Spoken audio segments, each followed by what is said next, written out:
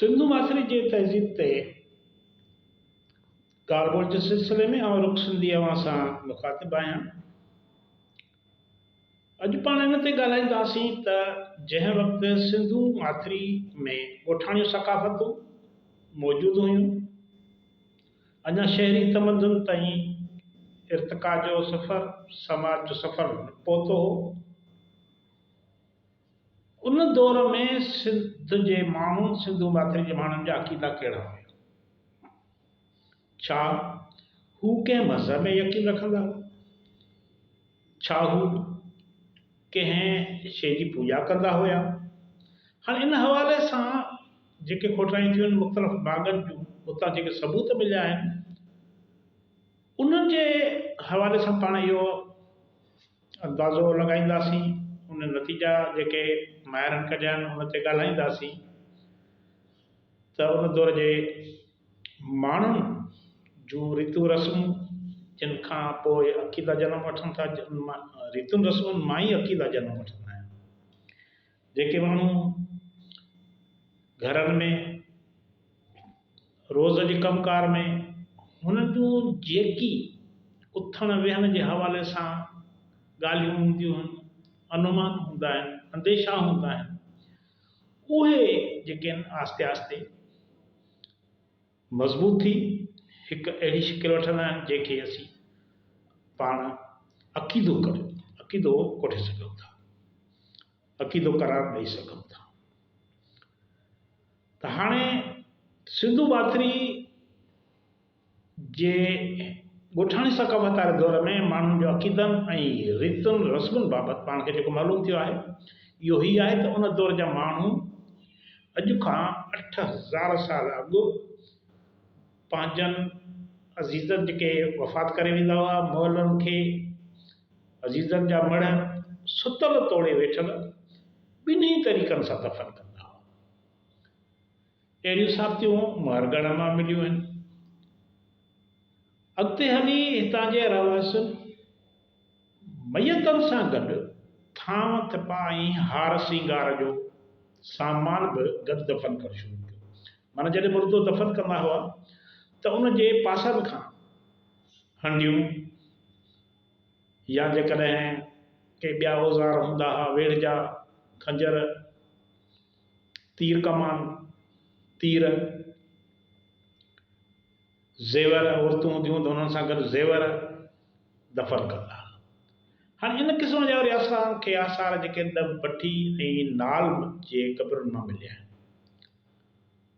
आमरीअ जे क़दीम आसारनि मां असां ॿाहिरि थिया आहिनि त हू मुर्दनि खे कुरुंडड़ो करे पूरींदा हुआ ऐं इहे बि मयतनि सां गॾु ज़रूरत जो सामान पूरींदा हुआ। इन्हनि आसारनि मां सिंधु माथुरी जे इन रहवासियुनि जे अक़ीदनि बाबति मालूम थिए थो त हू इन अक़ीदे जा हुआ त मरण खां पोइ बि माण्हूअ खे क़बर में इन्हनि शयुनि जी ज़रूरत पवे थी। हू सम्झंदा त भई जीअं असां ज़िंदा माण्हुनि खे हार सिंगार, खाधे पीते जो सामान जी ज़रूरत पइजे थी, साॻे नमूने मुअल माण्हूअ खे बि अॻिते हली हुनखे क़बर में इन्हनि शयुनि जी ज़रूरत पवे थी। हू इंसान जे ॿिए जनम यानी मरी वरी ज़िंदा थियण वारे अक़ीदे जा क़ाइम हुया। ॻोठाणनि ज़री सकाफ़तनि जूं जेके वसतियूं मिलियूं आहिनि उन मां कंहिं बि क़िस्म जे बुत या पूॼा पाठ लाइ मंदर जो को निशान न मिलियो आहे। हिन ताईं अहम ॻाल्हि आहे त उन दौर में बुतनि जी पूॼा न कई वेंदी,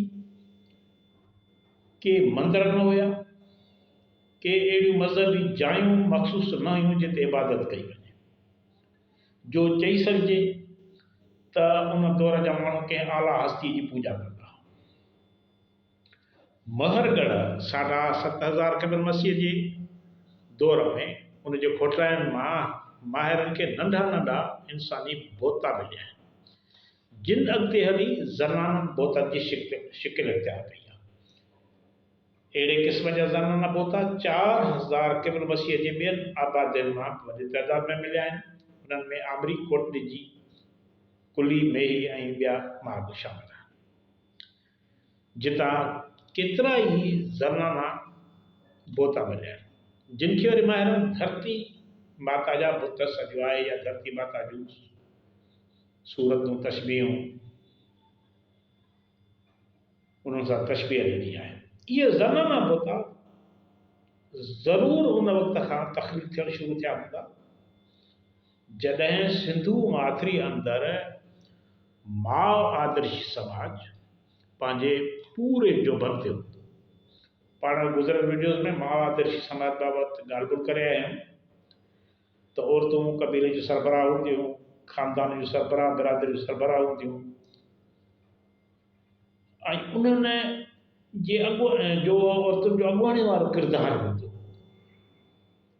समाजी मुआशी या जेके बि किरत हूंदी उन में अॻुवाणी औरतूं कंदियूं, ज़रायत जी बुनियाद बि औरतुनि विधो।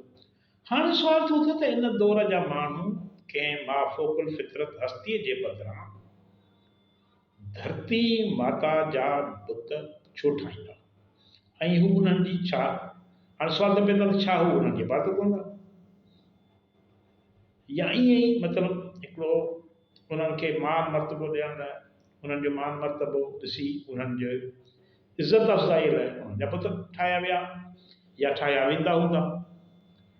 इन बाबति समाजी माहिरनि जेका राय क़ाइमु कई आहे सा इहा आहे त जॾहिं सिंधू माथिरी जे रहवासियुनि खेती करण जे बनी बारो करण जे हुनर जी शुरूआति कई त उन वक़्तु इंसानी समाज में इख़लाक़ी क़दुरु पैदा थिया ऐं ज़रई ज़िंदगीअ ॾांहुं माइल थियण बैदि खेती कंदड़नि ते ॿिनि कुदरती शयुनि जो तमामु वॾो असरु पियो।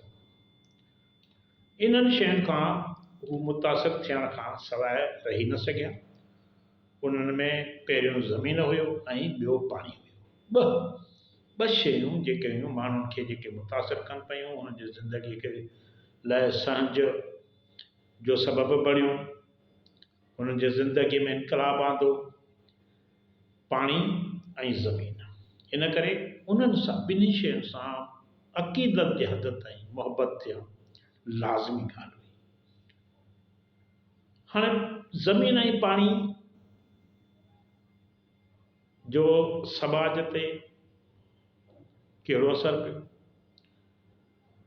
ज़मीन ऐं पाणी खे छा माण्हू इज़त तौरु, एतिराम तौरु, पंहिंजे रीतियुनि रस्मुनि जे हवाले सां छा उन्हनि जी पूॼा कई, उन्हनि जा बुत ठाहिया? इन सिलसिले में पाण ईंदड़ वीडियो में ॻाल्हाईंदासीं। ही इंतिहाई अहम मौज़ू आहे जंहिंजे करे असां शयूं खोले सम्झाईंदासीं त इंसानी समाज तरक़ी करे कीअं तरक़ी थो करे, कीअं अॻिते वधे थो, रीतियूं रस्मूं कीअं तब्दील थियनि थियूं, अक़ीदा कीअं था ठहनि, अक़ीदा कीअं था जुड़नि, उन्हनि जो असरु समाजी ज़िंदगी ते कहिड़ो पए थो, इन बाबति ॻाल्हि ॿोल कंदासीं। तेसिताईं अवां दोस्तनि जी महिरबानी, अवां पंहिंजी राय ज़रूरु ॾींदा ऐं असांजी वीडियोज़ दोस्तनि सां ज़रूरु शेयर कंदा जीअं असांजी ॻाल्हि ॿोल वधि खां वधि साथियुनि ते पहुची सघे। अवां जी वॾी महिरबानी।